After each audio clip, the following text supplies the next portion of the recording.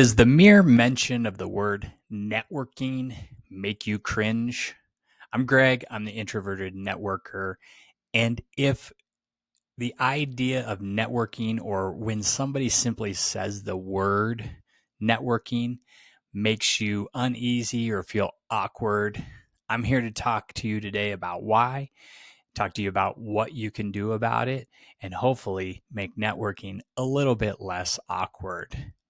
I'm focused in this upcoming year and an ongoing basis in changing the way people feel about networking. I think most people who hear that word think of it as something that they're supposed to do, but that they don't really want to do. And I think that part of that is because there's a huge negative connotation around the word networking. But I want to talk a little bit about the history of the concept of networking and where I think it all went wrong to give us our current day perceptions of networking. And if we change those perceptions, if we get back to what the idea of networking originally was when the term was originally coined, we can get back to how we should feel about it and it become a little less awkward and something that we actually might look forward to doing. History. Let's start with the history of networking. Okay, so let's understand why it feels so slimy to us, and let's talk about the history of it and how we got this way.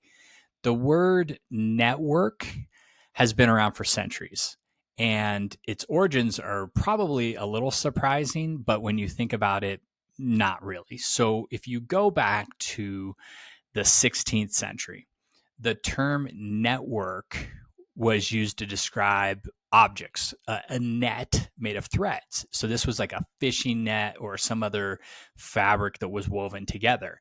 And so it was literally a net, and it was all about the interconnections or the interlacing of the threads, something that became strong and cohesive. So when you put a bunch of ropes together in an interlocking way, they became stronger. You could go fishing with them. So that was where the idea of a network came up. And then as you moved through time, you got into the 17th century, people started to refer to networks as things in nature. So if you looked at a leaf and you saw all the little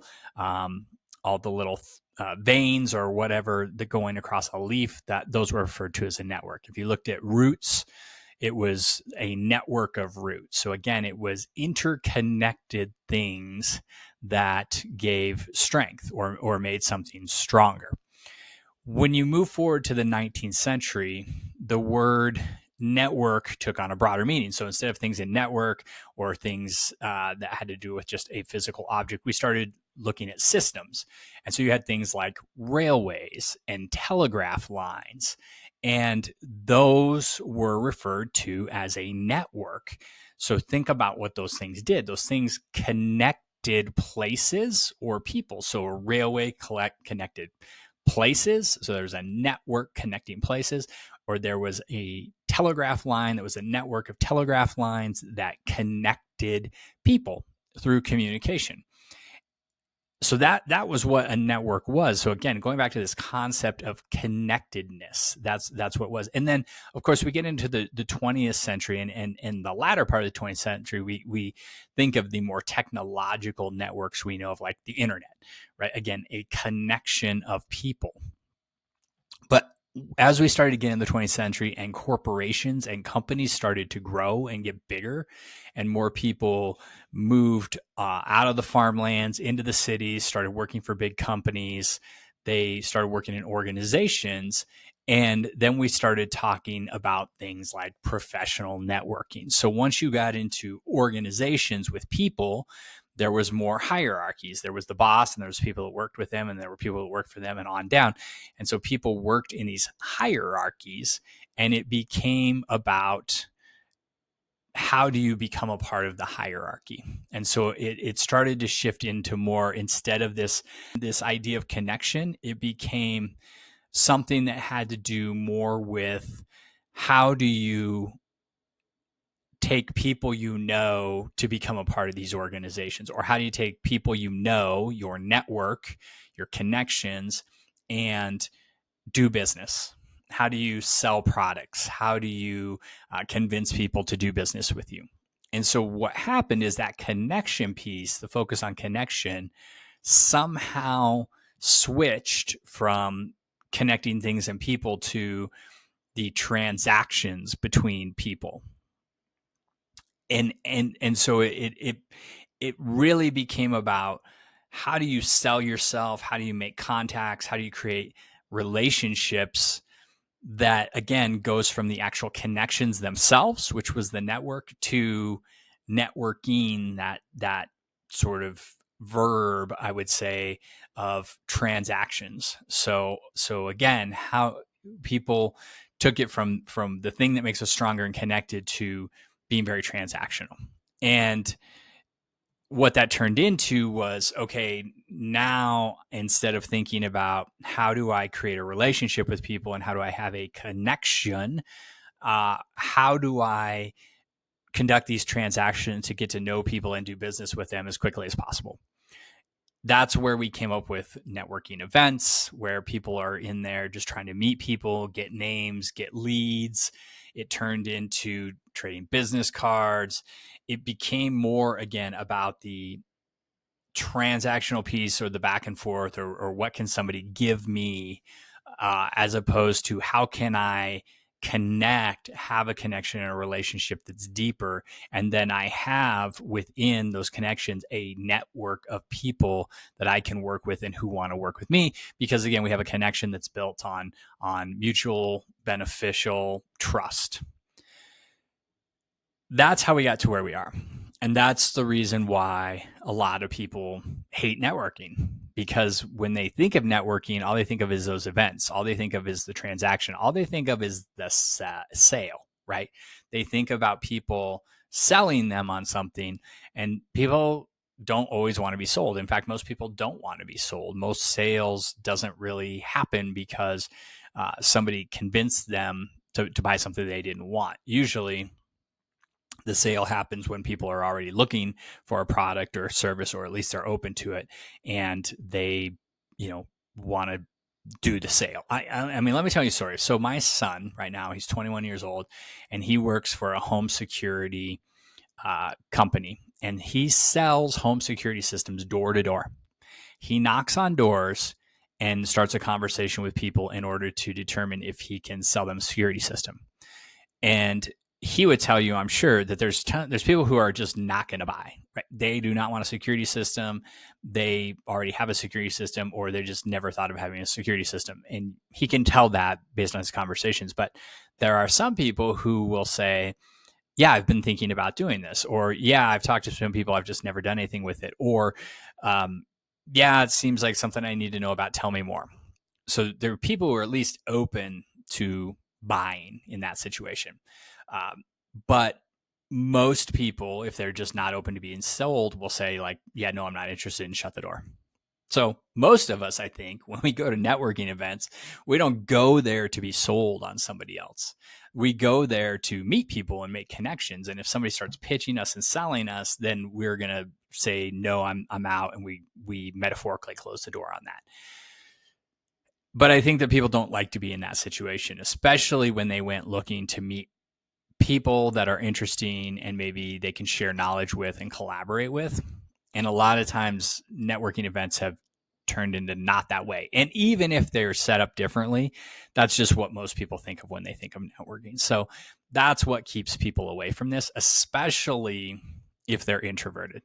Introverts are looking for deeper, more meaningful relationships. Not to say extroverts aren't, but again, introverts are going to be way more particular about who they're talking to, when they're talking to them, and really focused on those relationships. The idea of going out and networking in an event is just not something an introvert wants to do.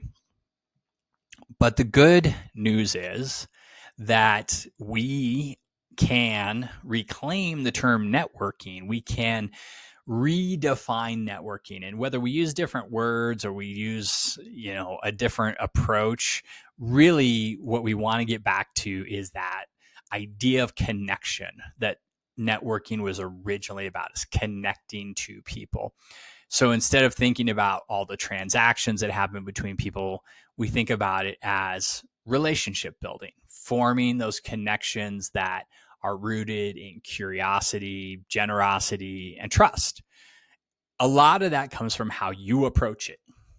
The rest of the world isn't going to suddenly be different about networking or look at it differently. But you, as an individual who's listening to this or reading the newsletter or seeing this video, you can change the way you approach networking, which will in turn help everybody else in the way they think about networking. The way you can always do that is as you go into any sort of connection situation or opportunity to meet people, think, what can I do for this person? Or what can I learn from this person? Instead of thinking, what can this person do for me? Once you do that, it's going to make things a lot less awkward for you and for the other person.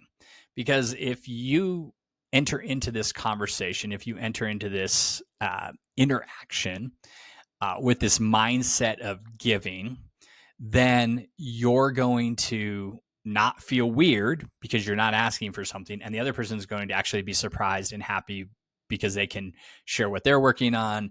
They can tell you, what they know. They can maybe tell you how they can help you, and you're going to make the whole interaction again less transactional. And then you're going to start thinking about, how can I build a relationship with this person? Maybe we just need to start calling it something different. Instead of calling it networking, we could call it relationship building or cultivating connections or fostering community or growing your circle. I like the idea of growing your circle of connections, your circle of community, your circle of relationships. You can joke. There was, in the movie Meet the Parents, Robert De Niro is the future father-in-law, and he always talks about being in the circle of trust. And so I actually like the idea of circle trust. I think that, that movie has maybe ruined it because that's what people think of when you think of circle of trust. But the idea is, if you stop thinking about networking as this quid pro quo transaction, it's not as sleazy. It becomes about the people, and it becomes, honestly, what that should have been what networking was all about all along, is those connections, those systems of connections. So again, like I said, I'm on a mission to change the way people feel about networking. Whether you're introverted or extroverted, I want to change the way you feel about networking. And I would say that I can't do it by sitting here and talking to you and putting out this newsletter and the podcast and the video. I can certainly put out the ideas, but it really comes down to, what do you do to reframe networking, right? And so you can focus on a couple of things. You can focus on the connections, not the transactions. And I think most people listening to this or reading this are going to want to focus on that. But really focus on getting to know the other person and ask them about their selves. The second thing you could do is lead with generosity. What can you give to somebody else in their life, whether it's advice or an introduction or recommendation or just being a good listener? I would say, if you are trying to be generous and you can't give anybody anything, meaning you don't have an idea or advice or recommendation, you do have something. And it's the one thing that most everybody in the world today wants, and that's your attention. Everybody wants your attention. If you give somebody your attention, you're probably going to be their favorite person to talk to. The last thing we can do is redefine success in networking. Too many people think about networking as collecting connections and lists of people and names and email addresses and LinkedIn connections. But that's not what it's about. It's about quality conversations and relationships.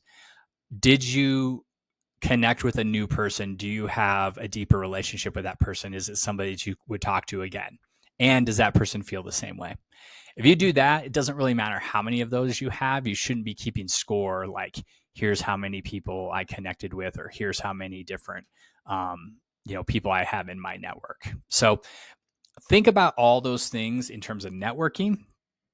Hopefully, the history of this sheds a little bit of light on how we got here. And the idea of taking control and being the one in charge of redefining networking, and understanding you have the power to redefine networking. We can do it together if we all go out and we're trying to be more authentic, more generous. We're trying to inspire trust. If you can do those things, then we will change the way people feel about networking. Hope you found this useful. Share it with a friend. Even if you just tell them about it, that would be great. As always, if you have questions for me about networking, or you have a specific problem you're dealing with, please reach out to me. I'm easy to get in touch with.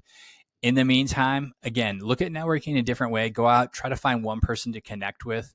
Have a great week, and I hope you meet some interesting people. And remember, always be connecting.